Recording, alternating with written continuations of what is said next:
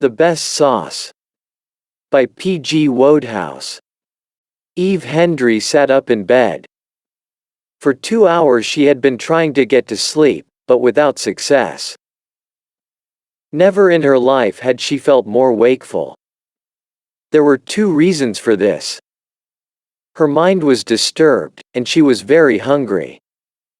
Neither sensation was novel to her. Since first she had become paid companion to Mrs. Rastall-Retford, there had hardly been a moment when she had not been hungry. Some time before, Mrs. Rastall-Retford's doctor had recommended to that lady a Spartan diet, and in this Eve, as companion, had unwillingly to share. It was not pleasant for either of them, but at least Mrs. Rastall-Retford had the knowledge that she had earned it by years of honest self-indulgence.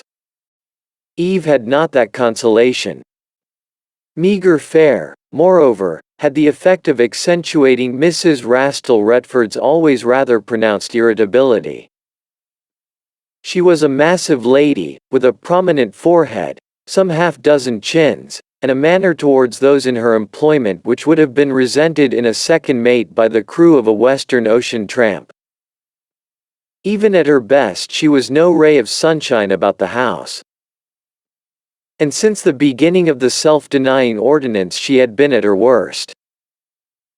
But it was not depression induced by her employer that was disturbing Eve. That was a permanent evil. What was agitating her so extremely tonight was the unexpected arrival of Peter Raynor. It was Eve's practice to tell herself several times a day that she had no sentiment for Peter Raynor but dislike. She did not attempt to defend her attitude logically, but nevertheless she clung to it, and tonight, when he entered the drawing room, she had endeavored to convey by her manner that it was only with the greatest difficulty that she remembered him at all, and that, having accomplished that feat, she now intended to forget him again immediately. And he had grinned a cheerful, affectionate grin, and beamed on her without a break till bedtime. Before coming as companion to Mrs. Rastall-Retford, Eve had been governess to Hildebrand, aged 6, the son of a Mrs. Elphinstone. It had been, on the whole, a comfortable situation. She had not liked Mrs. Elphinstone, but Hildebrand had been docile, and altogether life was quite smooth and pleasant until Mrs. Elphinstone's brother came for a visit. Peter Raynor was that brother. There is a type of man who makes love with the secrecy and sheepish reserve of a cowboy shooting up a Wild West saloon. To this class Peter belonged. He fell in love with Eve at sight, and if, at the end of the first day, there was anyone in the house who was not aware of it, it was only Hildebrand, aged 6. And even Hildebrand must have had his suspicions. Mrs. Elphinstone was among the first to become aware of it. For 2 days, frostily silent and gimlet-like as to the eye, she observed Peter's hurricane wooing from afar, then she acted. Peter she sent to London, pacifying him with an invitation to return to the house in the following week. This done, she proceeded to eliminate Eve. In the course of the parting interview she expressed herself perhaps a little less guardedly than was either just or considerate, and Eve, flushed and at war with the whole race of Raynors, departed that afternoon to seek a situation elsewhere.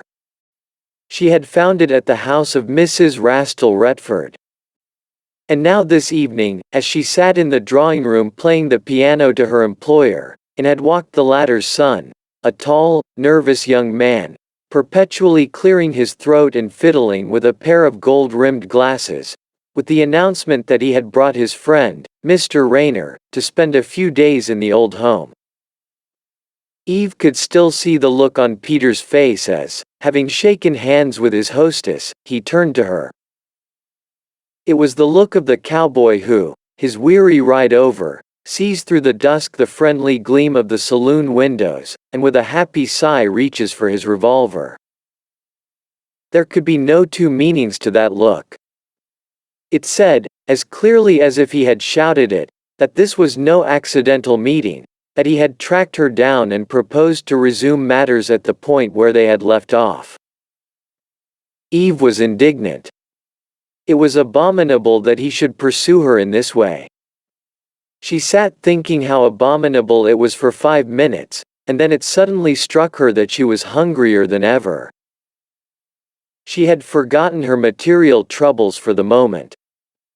It seemed to her now that she was quite faint with hunger. A cuckoo clock outside the door struck 1. And, as it did so, it came to Eve that on the sideboard in the dining room there were biscuits. A moment later she was creeping softly down the stairs. It was dark and ghostly on the stairs. The house was full of noises. She was glad when she reached the dining room. It would be pleasant to switch on the light. She pushed open the door, and uttered a cry. The light was already switched on, and at the table, his back to her, was a man. There was no time for flight. He must have heard the door open. In another moment he would turn and spring. She spoke tremulously.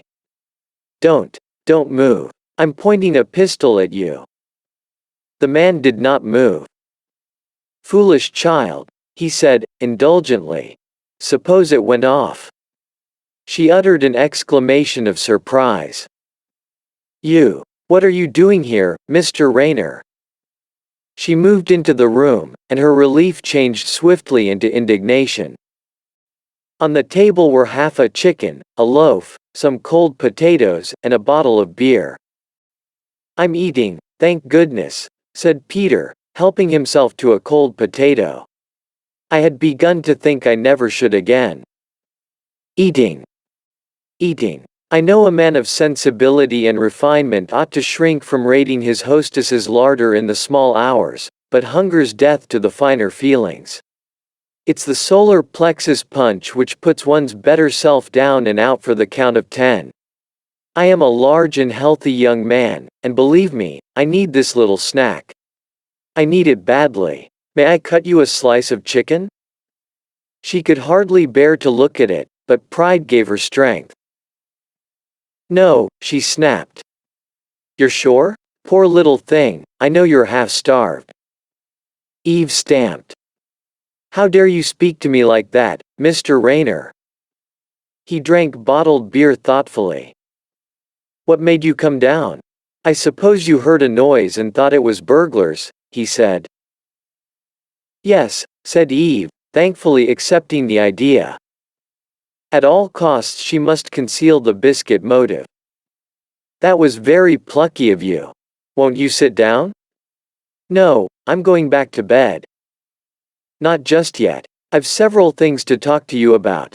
Sit down. That's right. Now cover up your poor little pink ankles, or you'll be catching."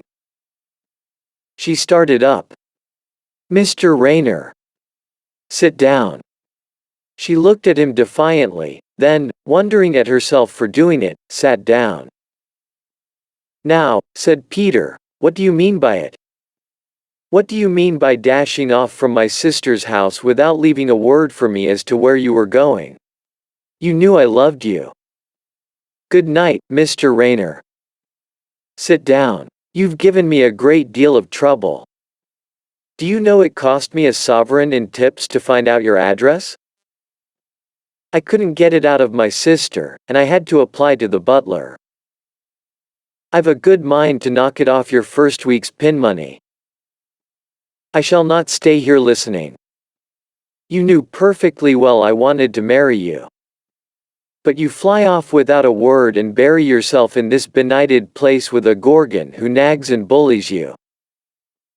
"A nice way to speak of your hostess," said Eve, scornfully. "A very soothing way. I don't think I ever took such a dislike to a woman at first sight before.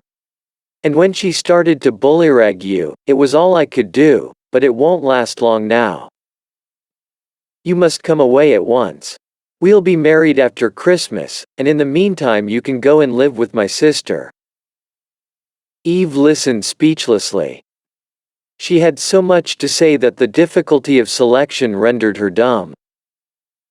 When can you start? I mean, do you have to give a month's notice or anything? Eve got up with a short laugh.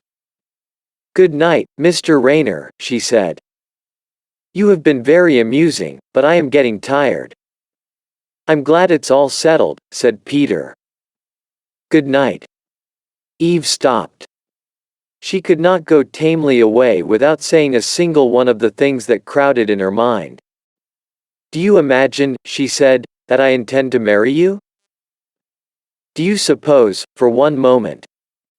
Rather, said Peter.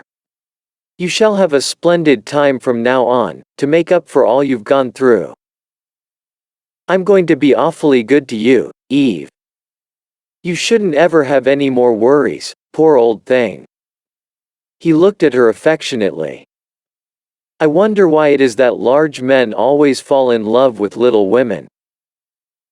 There are you, a fragile, fairy-like, ethereal wisp of a little creature, and here am I. A great, big, greedy pig, burst out Eve, who thinks about nothing but eating and drinking. I wasn't going to have put it quite like that, said Peter, thoughtfully. I hate a greedy man, said Eve, between her teeth. I have a healthy appetite, protested Peter. Nothing more. It runs in the family. At the time of the Civil War, the Rayner of the period, who was King Charles's right-hand man, would frequently eat dispatches to prevent them falling into the hands of the enemy. He was noted for it. Eve reached the door and turned. I despise you, she said. Good night, said Peter, tenderly. Tomorrow morning we'll go for a walk. His prediction proved absolutely correct. He was smoking a cigarette after breakfast when Eve came to him. Her face was pink and mutinous, but there was a gleam in her eye. Are you ready to come out, Mr. Rayner? She said. Mrs. Rastall-Retford says I'm to take you to see the view from the golf links. You'll like that, said Peter. I shall not like it, snapped Eve. But Mrs. Rastall-Retford is paying me a salary to do what she tells me, and I have to earn it.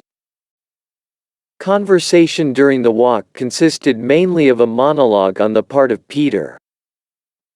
It was a crisp and exhilarating morning, and he appeared to be feeling a universal benevolence towards all created things. He even softened slightly on the subject of Mrs. Rastall-Retford, and advanced the theory that her peculiar manner might be due to her having been ill-treated as a child. Eve listened in silence. It was not till they were nearing home on their return journey that she spoke. Mr. Rayner, she said. Yes, said Peter. I was talking to Mrs. Rastall-Retford after breakfast, said Eve, and I told her something about you. My conscience is clear. Oh, nothing bad. Some people would say it was very much to your credit. She looked away across the fields. I told her you were a vegetarian, she added, carelessly. There was a long silence. Then Peter spoke 3 words, straight from the heart. You little devil. Eve turned and looked at him, her eyes sparkling wickedly. You see, she said. Now perhaps you will go. Without you, said Peter, stoutly. Never. In London you will be able to eat all day, anything you like. You will be able to creep about your club gnawing cold chicken all night. But if you stay here, you have got a wrong idea of the London clubman's life, said Peter. If I crept about my club gnawing cold chicken I should have the committee after me. No, I shall stay here and look after you. After all, what is food? I'll tell you what yours will be, if you like. Or would you rather wait and let it be a surprise? Well, for lunch you will have some boiled potatoes and cabbage and a sweet, a sort of light soufflé thing. And for dinner? Yes, but one moment, said Peter. If I'm a vegetarian, how did you account for my taking all the chicken I could get at dinner last night, and looking as if I wanted more? Oh, that was your considerateness. You didn't want to give trouble, even if you had to sacrifice your principles. But it's all right now. You are going to have your vegetables." Peter drew a deep breath, the breath of the man who braces himself up and thanks whatever gods there be for his unconquerable soul. "I don't care," he said. "A book of verses underneath the bough, a jug of wine, and thou." "Oh, and I forgot," interrupted Eve. "I told her you were a teetotaler as well." There was another silence, longer than the first. "The best train," said Eve, at last, "is the 10:50. He looked at her inquiringly. "The best train?" "For London." "What makes you think that I am interested in trains to London?" Eve bit her lip. "Mr. Rayner," she said, after a pause, "do you remember at lunch one day at Mrs. Elphinstone's refusing parsnips? You said that, so far as you were concerned, parsnips were first by a mile, and that prussic acid and strychnine also ran." "Well," said Peter. "Oh, nothing," said Eve. "Only I made a stupid mistake. I told the cook you were devoted to parsnips. I'm sorry." Peter looked at her gravely. "I'm putting up with a lot for your sake," he said. "You needn't. Why don't you go away?" "And leave you chained to the rock, Andromeda? Not for Perseus. I've only been here one night, but I've seen enough to know that I've got to take you away from this place. Honestly, it's killing you. I was watching you last night. You're scared if that infernal old woman starts to open her mouth. She's crushing the life out of you. I'm going to stay on here till you say you'll marry me, or till they throw me out." "There are parsnips for dinner tonight," said Eve, softly. "I shall get to like them. They are an acquired taste, I expect. Perhaps I am, too. Perhaps I am the human parsnip, and you will have to learn to love me." "You are the human burr," said Eve, shortly. "I shouldn't have thought it possible for a man to behave as you are doing." In spite of herself, there were moments during the next few days when Eve felt twinges of remorse. It was only by telling herself that he had no right to have followed her to this house, and that he was at perfect liberty to leave whenever he wished, that she could harden her heart again. And even this reflection was not entirely satisfactory, for it made her feel how fond he must be of her to endure these evils for her sake. And there was no doubt about their being evils. It was a dreary house in which to spend winter days. There were no books that one could possibly read. The nearest railway station was 5 miles away. There was not even a dog to talk to. Generally it rained. Though Eve saw little of Peter, except at meals and in the drawing room after dinner, for Mrs. Rastall-Retford spent most of the day in her own sitting room and required Eve to be at her side, she could picture his sufferings, and, try as she would, she could not keep herself from softening a little. Her pride was weakening. Constant attendance on her employer was beginning to have a bad effect on her nerves. Association in a subordinate capacity with Mrs. Rastall-Retford did not encourage a proud and spirited outlook on life. Her imagination had not exaggerated Peter's sufferings. Many people consider that Dante has spoken the last word on the post-mortem housing of the criminal classes. Peter, after the first week of his visit, could have given him a few new ideas. It is unpleasant to be half-starved. It is unpleasant to be cooped up in a country house in winter with nothing to do. It is unpleasant to have to sit at meals and listen to the only girl you have ever really loved being bully-ragged by an old lady with 6 chins. And all these unpleasantnesses were occurring to Peter simultaneously. It is highly creditable to him that the last should completely have outweighed the others. He was generally alone. Mr. Rastall-Retford, who would have been better than nothing as a companion, was a man who enjoyed solitude. He was a confirmed vanisher. He would be present at one moment, the next he would have glided silently away. And, even on the rare occasions when he decided not to vanish, he seldom did much more than clear his throat nervously and juggle with his pince-nez. Peter, in his boyhood, had been thrilled once by a narrative of a man who got stuck in the Sargasso Sea. It seemed to him now that the monotony of the Sargasso Sea had been greatly exaggerated. Nemesis was certainly giving Peter his due. He had wormed his way into the Rastall-Retford home circle by grossly deceitful means.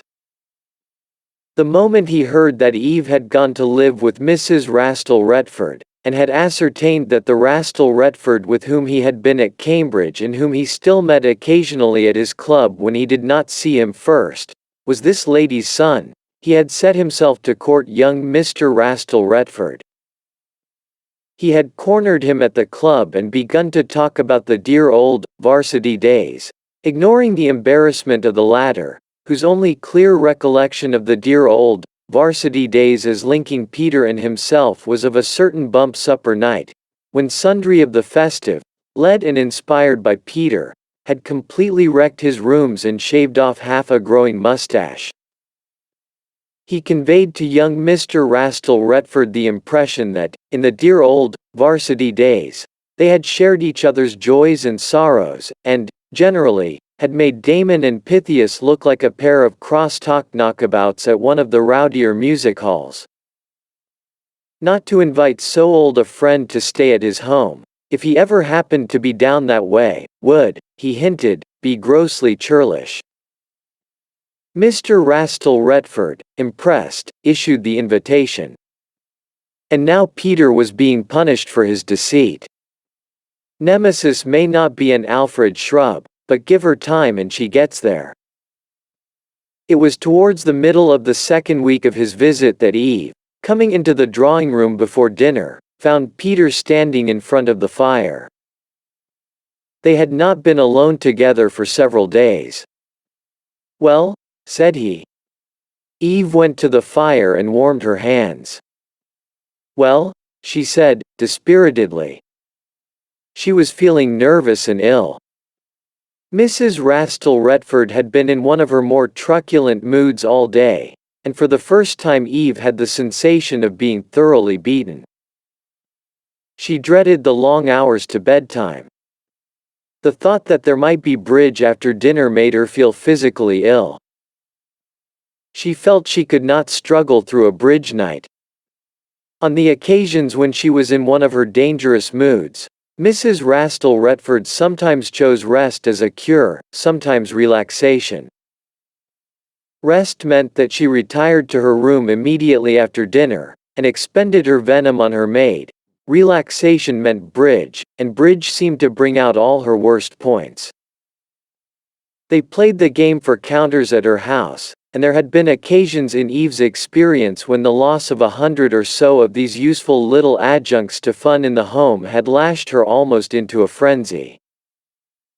She was one of those bridge players who keep up a running quarrel with fate during the game, and when she was not abusing fate she was generally reproaching her partner. Eve was always her partner, and tonight she devoutly hoped that her employer would elect to rest. She always played badly with Mrs. Rastall-Retford, through sheer nervousness. Once she had revoked, and there had been a terrible moment and much subsequent recrimination. Peter looked at her curiously. "You're pale tonight," he said. "I have a headache." "H.M. How is our hostess? Fair, or stormy?" "As I was passing her door I heard her bullying her maid, so I suppose stormy." "That means a bad time for you," he said, sympathetically. "I suppose so, if we play bridge, but she may go to bed directly after dinner." She tried to keep her voice level, but he detected the break. "Eve," he said, quickly, "won't you let me take you away from here? You've no business in this sort of game. You're not tough enough. You've got to be loved and made a fuss of and—" She laughed shakily. Perhaps you can give me the address of some lady who wants a companion to love and make a fuss of. I can give you the address of a man. She rested an arm on the mantelpiece and stood looking into the blaze, without replying. Before he could speak again, there was a step outside the door, and Mrs. Rastall-Retford rustled into the room. Eve had not misread the storm signals. Her employer's mood was still as it had been earlier in the day. Dinner passed in almost complete silence. Mrs. Rastall-Retford sat brooding dumbly. Her eye was cold and menacing, and Peter, working his way through his vegetables, shuddered for Eve. He had understood her allusion to bridge, having been privileged several times during his stay to see his hostess play that game, and he hoped that there would be no bridge tonight. And this was unselfish of him, for bridge meant sandwiches. Punctually at 9 o'clock on bridge nights, the butler would deposit on a side table a plate of chicken sandwiches and, in deference to Peter's vegetarian views, a smaller plate of cheese sandwiches. At the close of play, Mrs. Rastall-Retford would take one sandwich from each plate, drink a thimbleful of weak whiskey and water, and retire.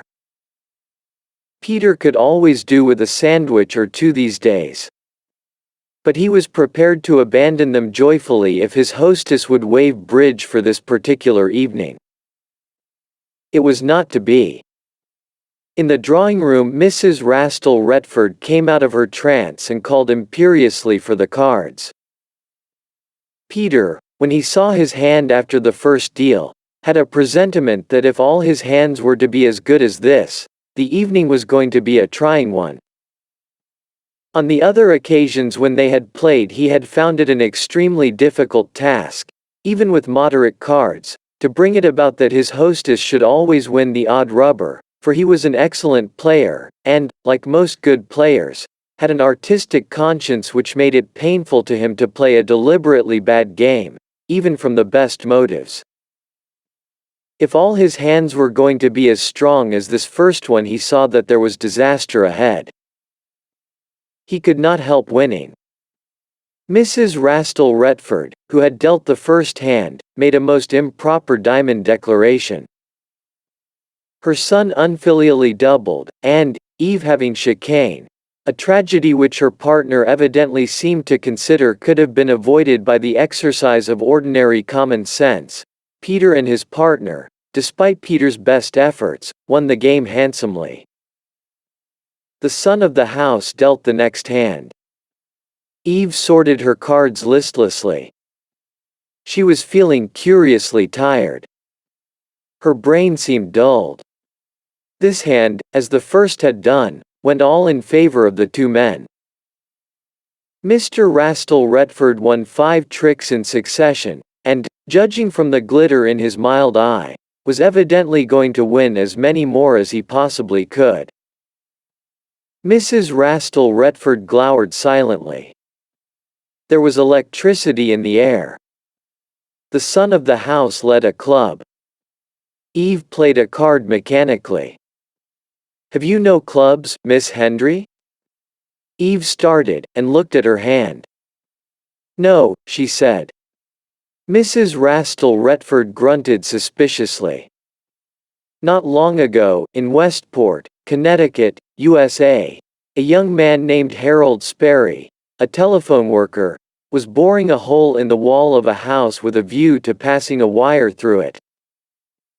He whistled joyously as he worked. He did not know that he had selected for purposes of perforation the exact spot where there lay, nestling in the brickwork, a large leaden water pipe. The first intimation he had of that fact was when a jet of water suddenly knocked him 15 feet into a rosebush. As Harold felt then, so did Eve now, when, examining her hand once more to make certain that she had no clubs, she discovered the ace of that ilk peeping coyly out from behind the 7 of spades. Her face turned quite white. It is never pleasant to revoke at bridge, but to Eve just then it seemed a disaster beyond words. She looked across at her partner. Her imagination pictured the scene there would be ere long, unless it happens every now and then that the human brain shows in a crisis an unwanted flash of speed. Eve's did at this juncture.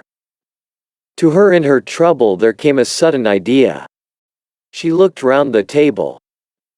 Mr. Rastall-Retford, having taken the last trick, had gathered it up in the introspective manner of one planning big coups, and was brooding tensely, with knit brows. His mother was frowning over her cards. She was unobserved. She seized the opportunity.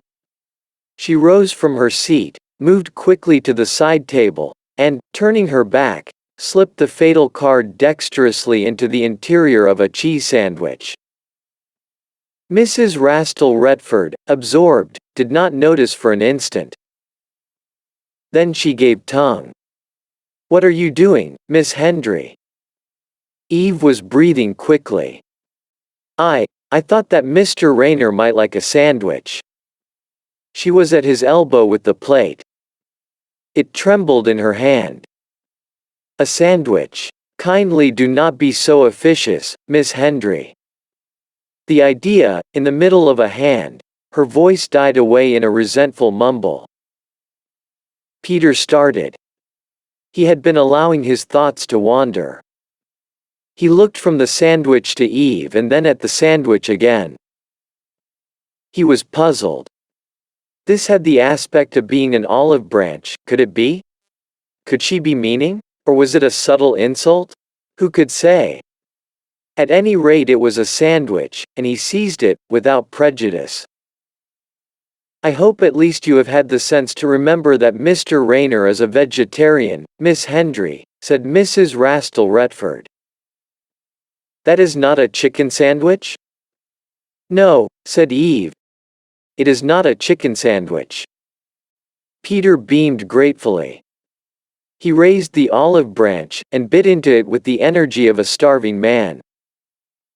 And as he did so he caught Eve's eye. "Miss Hendry!" cried Mrs. Rastall-Retford. Eve started violently. "Miss Hendry, will you be good enough to play? The king of clubs to beat. I can't think what's the matter with you tonight." "I'm very sorry," said Eve, and put down the 9 of spades. Mrs. Rastall-Retford glared. "This is absurd," she cried. "You must have the ace of clubs. If you have not got it, who has? Look through your hand again. Is it there?" "No." "Then where can it be?" "Where can it be?"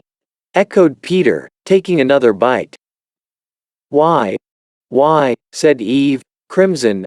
I have only 5 cards. I ought to have 6. 5? Said Mrs. Rastall-Retford. Nonsense. Count again. Have you dropped it on the floor? Mr. Rastall-Retford stooped and looked under the table. It is not on the floor, he said. I suppose it must have been missing from the pack before I dealt. Mrs. Rastall-Retford threw down her cards and rose ponderously. It offended her vaguely that there seemed to be nobody to blame. I shall go to bed, she said. Peter stood before the fire and surveyed Eve as she sat on the sofa. They were alone in the room, Mr. Rastall-Retford having drifted silently away in the wake of his mother. Suddenly Eve began to laugh helplessly. He shook his head at her. This is considerably sharper than a serpent's tooth, he said. You should be fawning gratefully upon me, not laughing. Do you suppose King Charles laughed at my ancestor when he ate the dispatches? However, for the first time since I have been in this house I feel as if I had had a square meal. Eve became suddenly serious. The smile left her face. Mr. Rayner, please don't think I'm ungrateful. I couldn't help laughing, but I can't tell you how grateful I am. You don't know what it would have been like if she had found out that I had revoked.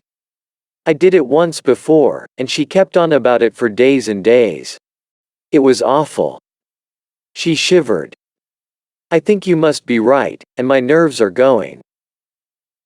He nodded. So are you tomorrow, by the first train. I wonder how soon we can get married. Do you know anything about special licenses?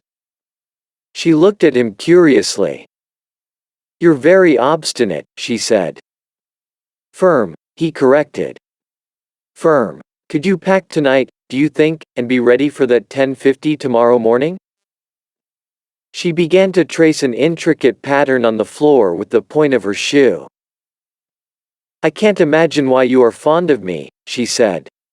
I've been very horrid to you. Nonsense. You've been all that sweet and womanly. And I want to tell you why, she went on. Your sister. Ah, I thought as much. She saw that you seemed to be getting fond of me, and she would. Said some rather horrid things that hurts, said Eve, in a low voice. Peter crossed over to where she sat and took her hand. Don't you worry about her, he said. She's not a bad sort really, but about once every 6 months she needs a brotherly talking to, or she gets above herself. One is about due during the next few days. He stroked her hand. Fasting, he said, thoughtfully, clears and stimulates the brain. I fancy I shall be able to think out some rather special things to say to her this time.